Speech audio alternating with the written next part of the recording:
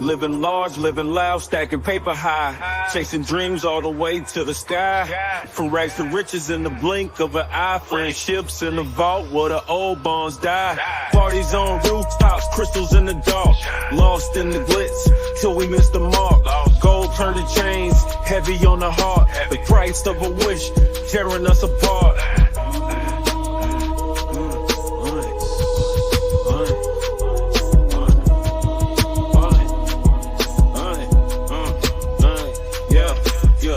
Crew, we just hit the jackpot, stacks, money tall, now we on the top of the map. But grease slid in like a police trap. Trucks broke down, can't avoid that cap. Friends turn foes, plot a twist, no script. Lies and blood, bills ain't clean, they drip. Versace steering wheel, now we in for a trip. We used to be friends, but our bond just ripped. Gone. We hit, we hit, we hit, we hit, we hit, we hit, we hit, we hit, we hit, we hit, we hit.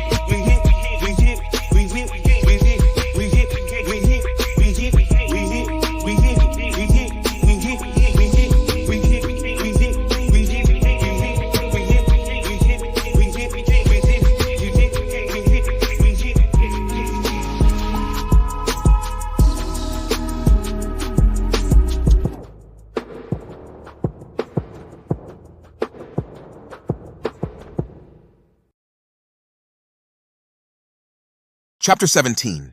Down the drain we go. Late morning sunlight streamed through the bedroom windows, casting a warm glow over the room. Mario and Antariel sat in bed, their legs tangled under the covers. Antariel's mind raced with thoughts about the Jeep, but she hid her worry behind a calm facade. She felt a knot of anxiety tighten in her stomach every time she thought about the vehicle and what it represented. The events of that fateful night replayed in her mind, the weight of the secrets she held pressing heavily on her chest. She had to find a way to deal with the Jeep quickly. Mario broke the comfortable silence, his voice gentle. "How do you like your new ride?" Antariel's face lit up with a genuine smile. "I love it. It's my dream car. You really outdid yourself, Mario. Thank you." Mario nodded, pleased. "I'm glad you love it. You've been wanting a car like that for ages. So what are you going to do with your Jeep?" At the mention of the Jeep, Antariel's mind flashed back to the night of the incident. She felt a shiver run down her spine, but kept her expression neutral. The memories were vivid, the dark streets, the panic, the sense of dread that had settled over her like a shroud. "I don't know," she said, her voice slightly trembling. "Maybe sell it?" Mario's eyebrows shot up. "What? Hell nah. Not after I just added those upgrades to it. We put a lot into making that Jeep perfect. I don't think selling it is a good idea." Antariel paused, her mind churning. She needed to get rid of the Jeep, but she couldn't let Mario know her true reasons. Suddenly, an idea struck her, an idea both devious and practical. She turned to Mario, a sly smile forming on her lips. "What if we give the Jeep to your daughter?" Mario looked surprised, but quickly warmed to the idea. "You know, that might actually be a great idea. She'd love it. She's been talking about getting her own car for a while now. And with those upgrades, it's practically brand new." They got out of bed, the plan beginning to take shape. Antariel and Mario made their way to the kitchen and prepared a hearty breakfast. As the smell of bacon and eggs filled the house, they chatted about their day ahead. Antariel tried to focus on the conversation, but her mind kept drifting back to the Jeep and the secrets it held. She knew she had to play this just right to avoid raising any suspicions. About an hour later, they all gathered outside by the Jeep. Mario's daughter looked at them expectantly, her excitement barely contained. Mario wrapped an arm around her shoulders and gestured to the Jeep. "We're going to run some errands and swing by the new house, but today, you're going to be driving." "Really?" Antariel stepped forward, handing her the keys. "Get used to it because the Jeep is now yours." The girl's face lit up with joy. She threw her arms around Antariel and Mario, hugging them tightly. "Thank you so much. I love it." Mario smiled warmly, pride evident in his eyes. "You deserve it. Now let's hit the road." As they climbed into the Jeep, Antariel felt a mix of relief and trepidation. She glanced at Mario, who was busy adjusting the seat for his daughter, and took a deep breath. The plan was in motion, and now she just had to hope that everything would go smoothly.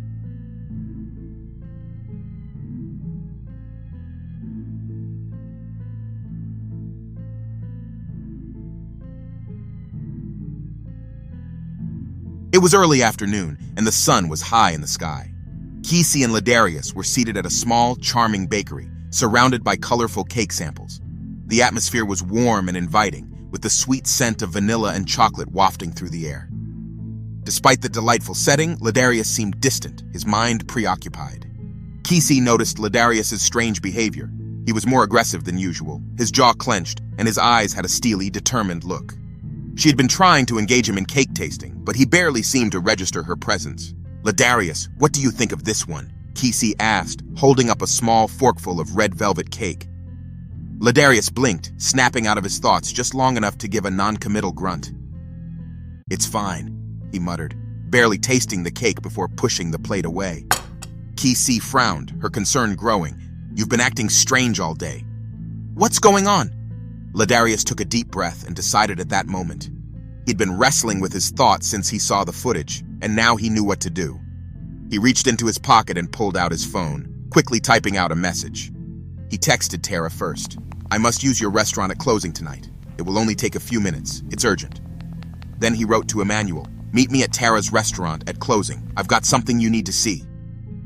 Ladarius hit send, unaware that Emmanuel was currently in the middle of a last-minute radio interview and had handed his phone to Trey. Trey glanced down at Emmanuel's phone as it buzzed with a new message. His curiosity was piqued, and he read the message from Ladarius and felt his suspicion growing. He didn't respond immediately, but started piecing things together in his mind. What could Ladarius possibly have that Emmanuel needed to see? The interview wrapped up, and Emmanuel, looking composed and confident, made his way out of the radio station. Trey walked beside him, handing back his phone as they approached their vehicle. "There's an important message on your phone," Trey said casually. "You might want to check it out." Emmanuel climbed into the car and glanced at the screen. As he read Ladarius's message, a slight frown creased his brow. He looked up at Trey. "Thanks for letting me know.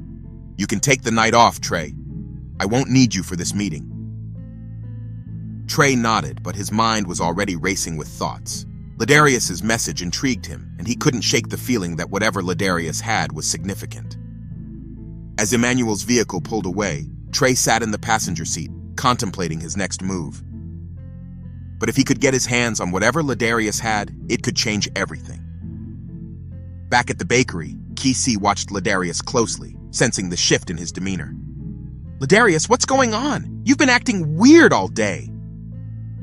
Ladarius snapped out of his phase, giving her a strained smile, trying to put her at ease. "I'm just dealing with some stuff, Kesey. Don't worry about it." Kesey wasn't convinced, but she let it go for now. "All right, but if you need to talk, I'm here. 'Cause later I'm going to be with the girls." Ladarius took a deep breath and focused on the present moment. "You're right. Let's enjoy this cake tasting. After all, it's our wedding we're planning." Kesey smiled, feeling slightly reassured. As they continued their cake tasting, Ladarius's mind remained elsewhere, focused on the upcoming meeting with Emmanuel and the footage he planned to reveal. Little did he know that Trey was already plotting his next move, setting the stage for a night filled with tension and unexpected twists.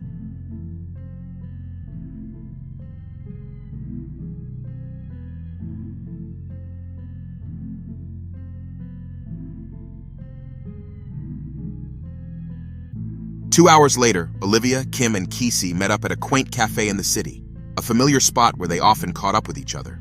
The cafe was cozy, with warm lighting and the aroma of freshly brewed coffee filling the air. The trio settled into a corner booth, their drinks in front of them, and began to chat about their lives. "How are you holding up with the election so close?" Olivia asked, looking at Kim with a concerned expression. Kim took a deep breath, her fingers drumming nervously on the table. It's been a lot. The pressure, the constant scrutiny, it's all so overwhelming." Olivia noticed the anxiety in Kim's eyes, the way her voice trembled slightly. She knew Kim was strong, but this election was taking its toll on her. "Is there anything we can do to help? Have you contacted the chief lately to see how he's doing?" Kim's face darkened at the mention of the chief. "No, I haven't," she snapped, her voice harsher than intended. "And I don't plan to. He's been difficult, to say the least." Kim's eyes flashed with anger. "Olivia, stop asking me these damn questions. Just drop it, okay?" Kim sighed, her anger giving way to exhaustion. "I'm sorry, Olivia. It's just that everything feels like it's falling apart. The pressure from the election, the chief's threats, and now these nightmares about Anika. I feel like I'm being watched all the time." "Hold on, is the chief threatening you?" Olivia says. "Yes, the chief has threatened me and Emmanuel," Kim says. Both girls' eyes widened. Damn, that's crazy. And you've been having nightmares? What kind of nightmares? Kim hesitated, glancing around as if afraid of being overheard. I keep dreaming that Anika is chasing me, blaming me for her death. She's always behind me in the dreams with this look of betrayal. It's terrifying. That sounds awful, Kim. Have you talked to Emmanuel about it? Kesey says. Kim shook her head. No, he's so busy with the campaign. I don't want to burden him with this. Plus, I'm not sure he'd understand. He's been so focused on winning. Kim looked down at her drink, swirling the dark liquid absent-mindedly. I don't know. I feel so alone in this. And with the chief constantly looming over us, it's hard to feel safe. Fuck the chief, Olivia says. He needs to be worried about the crime rate in this city, not you and Emmanuel. There was a tense silence at the table, then they all took shots to calm their nerves. Kesey shifted uncomfortably, trying to break the tension. So how was the cake tasting? Kim asked, her tone attempting to be lighter as she turned to Kesey. Kesey smiled weakly, grateful for the change in topic. It was good, but Ladarius was acting kind of funny when we first started, but he finally returned to his senses. It's something big on his mind, I can tell. He will not tell me what is going on, so I try to stay out of his way, especially the other night. He fell asleep on the couch and had a bad dream. I had to wake him up, and the bastard almost reached for his gun. Olivia and Kim exchanged worried glances. What kind of dream? Olivia asked, her curiosity piqued. Kesey shrugged, her expression troubled. He wouldn't tell me much about it, just that it was awful. But he seems fine now.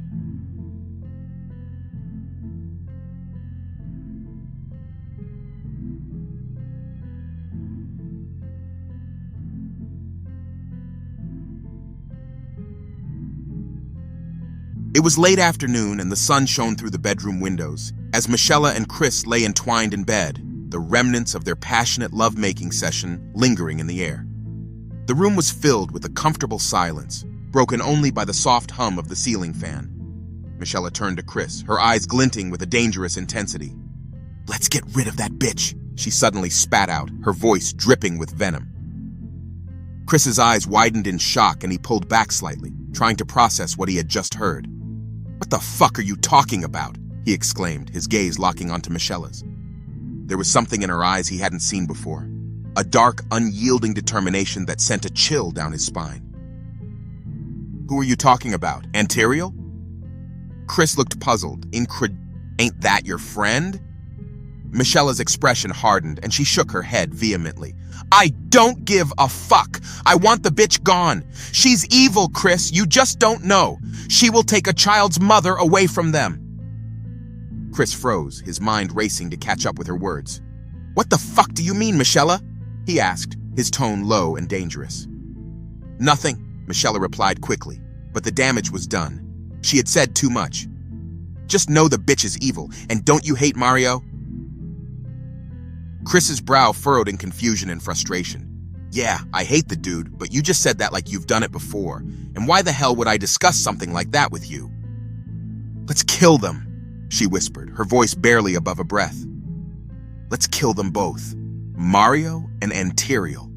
We'll be free of them.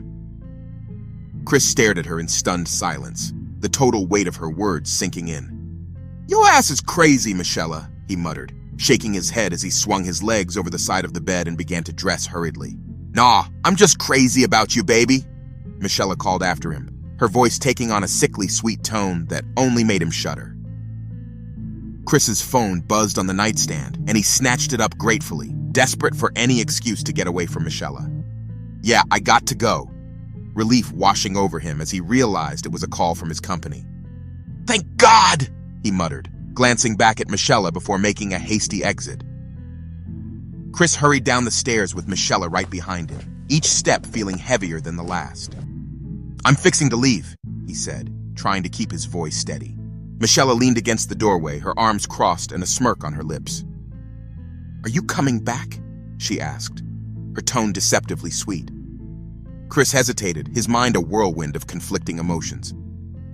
I'll let you know, he finally said, his voice barely above a whisper. Without another word, Chris turned and walked out the door and mouthed, What the fuck just happened? As he got into his car and started the engine, he glanced back at the house, wondering how he had ended up in this shit.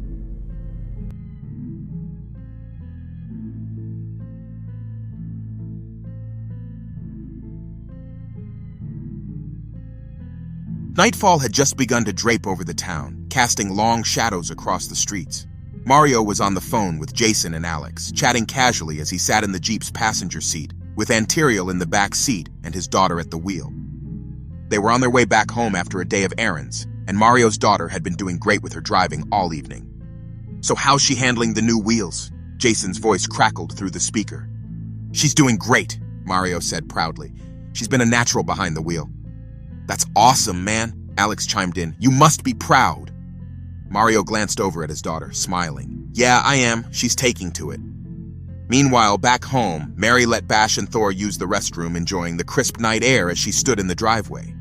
She popped in her headphones and tilted her head back to gaze at the stars, feeling a momentary peace. As Mario's daughter turned into the driveway, she was too focused on adjusting the music playing through the car's Bluetooth to notice Mary standing there. At the last second, the headlights illuminated Mary, and she froze, eyes wide. Realizing too late, Mario's daughter swerved, but the Jeep was still barreling towards Mary. Mary's survival instincts kicked in and she dove out of the way, hitting the ground hard. The Jeep screeched to a halt, barely missing her. The sudden movement and the near-death experience jolted Mary's memory back into place, flooding her mind with sharp clarity. She remembered everything, especially the night of the incident, and the sight of the Jeep was a stark reminder of who was behind it all. Mario, Antiriel, and his daughter jumped out of the Jeep, rushing to check on Mary. Mario's phone call with Jason and Alex was abruptly cut off as he hung up, panic rising in his chest. "Mary, are you okay?" Mario asked, his voice laced with concern. Mary got up slowly, her eyes locking onto Antiriel, who just happened to be standing right behind her daughter and with a burning intensity. "You tried to kill me! You tried to kill me!" she screamed, her voice shaking with fury. Mario's daughter looked bewildered and scared as she stood in front of Antiriel, tears welling in her eyes. "Mom, it was an accident. I swear I didn't see you." But Mary wasn't looking at her daughter. Her gaze was fixed on Antiriel. Antiriel felt her heart pounding, knowing that Mary remembered everything. She tried to maintain her composure, but the truth was evident in Mary's eyes. Not realizing the depth of what was happening, Mario tried to calm Mary down. "Mary, it was an accident. She wasn't trying to hit you. Calm down, please." Mary's breathing was heavy and she shook her head vehemently. "No, Mario, you don't understand. She tried to kill me." Her voice was desperate, tears streaming down her face. Antiriel, feeling Mary's accusations' weight, stepped forward, placing a comforting hand on Mario's daughter's shoulder. But inside, Antiriel's mind was racing. She knew Mary remembered everything, and it was only a matter of time before the whole truth came out.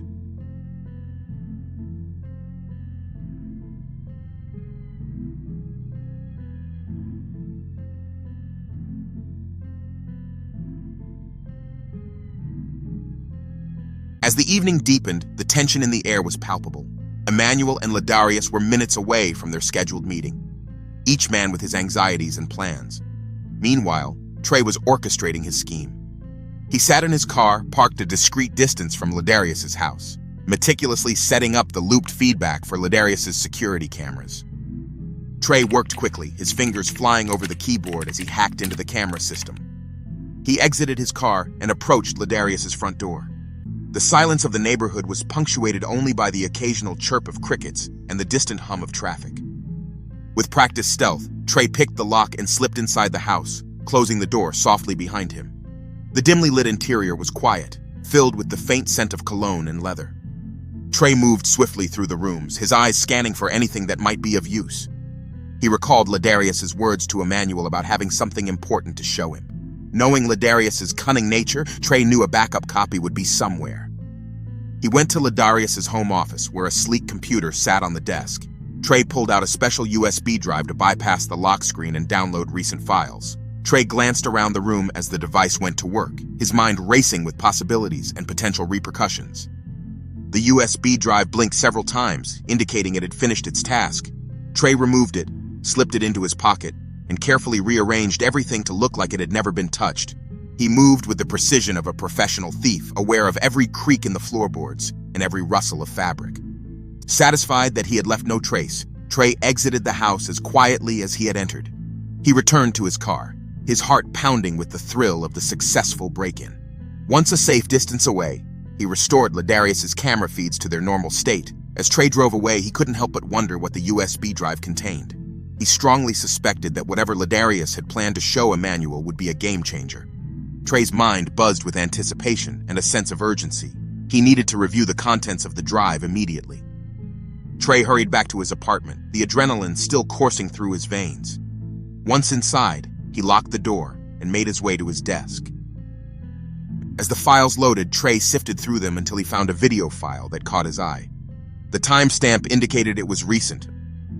He clicked on it, his breath held in anticipation. The video began to play, and Trey's eyes widened in shock. The footage showed Kim in a heated argument with Anika. The sound was clear, and Trey's heart raced as he watched the scene unfold. Kim's face was contorted with rage, and Anika looked terrified. The argument escalated quickly, and before Trey could process what was happening, Kim grabbed a nearby object and struck Anika. The blow was fatal, and Anika collapsed to the floor, lifeless. Trey leaned back in his chair, disbelief and excitement washing over him. Kim killed her, he muttered to himself. He laughed out loud, the sound echoing through his empty apartment. The pieces of the puzzle finally made sense. The tension between Kim and the chief, the frantic behavior, and the secrecy all pointed to this moment. Trey's mind raced with the implications of what he had just witnessed. Ain't no way Emmanuel knows about this, right? He said to himself, still processing the gravity of the situation. If he did, he wouldn't be so calm about everything. This is huge. Trey stared at the paused video on his laptop screen for a few more moments, the realization of the power he held sinking in. He needed to move quickly but carefully. He grabbed his phone and dialed Ashley, his fingers tapping impatiently on the desk as he waited for the call to connect. Ashley answered after a few rings, her tone sharp and annoyed. I thought I told you not to call me. Trey smirked, unfazed by her hostility. I got our way out, he said, his voice low and conspiratorial. Ashley responded, and I got my way in. Stop fucking calling me. Trey stared at his phone, his smirk fading into a scowl. Ashley had clarified that she wanted nothing to do with him or their old plans. He tossed the phone onto the desk, frustration bubbling inside him. When he looked back at the video, the image of Kim was frozen on the screen. His mind raced with possibilities. If Ashley weren't part of his plan, he would have to find another way to leverage his information.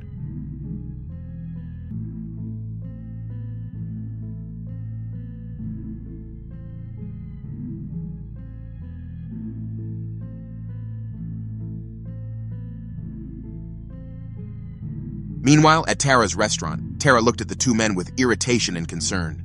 Make this shit quick. I'll be in the back if y'all needs me, she said before turning on her heel and walking away, leaving Ladarius and Emmanuel alone in the dimly lit restaurant. Emmanuel walked in, his demeanor a mix of impatience and annoyance. Let's get this over with. What do you have for me? Ladarius's jaw tightened at Emmanuel's dismissive tone. He locked eyes with Emmanuel, his voice cold and steady. How much will you pay to save your career and your woman's life? Emmanuel frowned, his confusion evident. What are you talking about, Ladarius? Come on, get to the point. Ladarius stepped closer, his anger barely contained. You know what, dude? I tried to be cool with you. I thought we were friends. It's one thing you are not making me the head of security. It's another thing you are disrespecting me. Don't rush me, bitch. Emmanuel's eyes narrowed. I don't have time for this.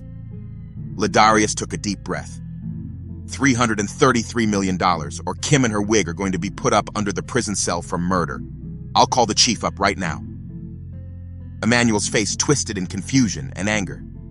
What the hell are you talking about? Ladarius sneered. Oh, you didn't know? Your wife's been lying to you, huh? Kim is a fucking murderer. Emmanuel's expression hardened. You don't know what you're talking about, Ladarius. Ladarius laughed bitterly as he pressed play on the laptop at the exact part where Kim kills her friend. Play with your dick. Don't play with me. One click, and I can expose it to the world. And hell, I'm doing you a favor. I'm only taking half of what you won. These two men forgot that Tara was still in the building, quietly hiding and recording the entire conversation. She was in shock, her heart pounding as she listened to the explosive revelations. Ladarius leaned in towards Emmanuel, his voice threatening. I want my money on election night. I know you got it because we all went to the same bank. Whether you win or lose, if I don't have my money, this video will be leaking. In complete shock about what he had just seen, Emmanuel stood up, angry and betrayed etched across his face. 15 years don't mean shit to you. Ladarius scoffed, his expression cold. No, 15 years didn't mean shit to you when you didn't make me head of security. You brought in an outsider when I would have died for you. Your bitch is going to jail. Emmanuel stormed out of the restaurant, his mind reeling from the confrontation. Ladarius followed shortly after, a smug grin on his face. The restaurant fell silent, leaving Tara alone in the dimly lit room, her heart racing. Once she was sure they were gone, Tara took a deep breath and pulled out her phone. Her hands trembled as she dialed the chief's number. Chief, she did it. Kim did it, Tara said, her voice shaking. The chief's voice was stern and skeptical. How do you know? I got a recording. Just come by tomorrow, but use the back door. Tara replied, her mind still spinning from what she had just witnessed. The chief agreed, and Tara hung up, feeling fear and determination. She knew that the recording she had could change everything. She had to be careful, but was ready to see justice served.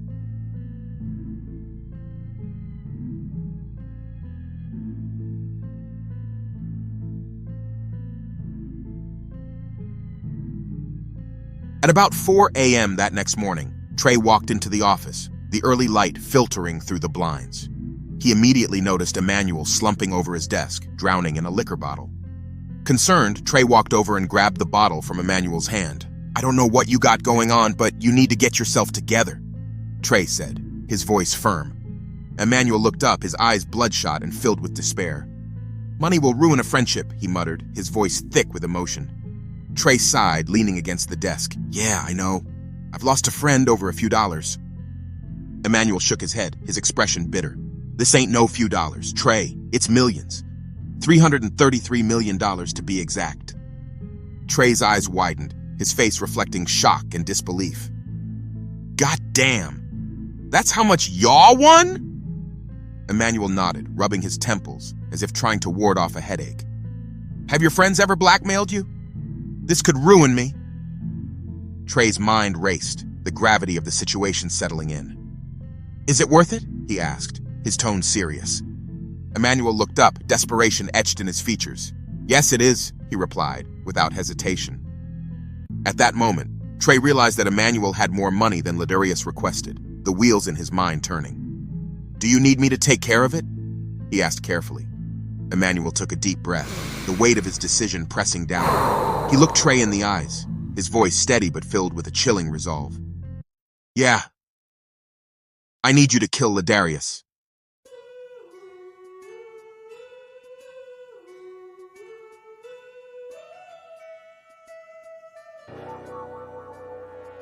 Well, what an explosive chapter that was. You've just listened to another twist in the dark tale of We Hit. If your heart's racing and you're craving more, you know what to do. Smash that like button and hit subscribe. Things are about to get even bloodier, more deceitful, and thrilling. So stay with us and brace yourselves for the next chapter.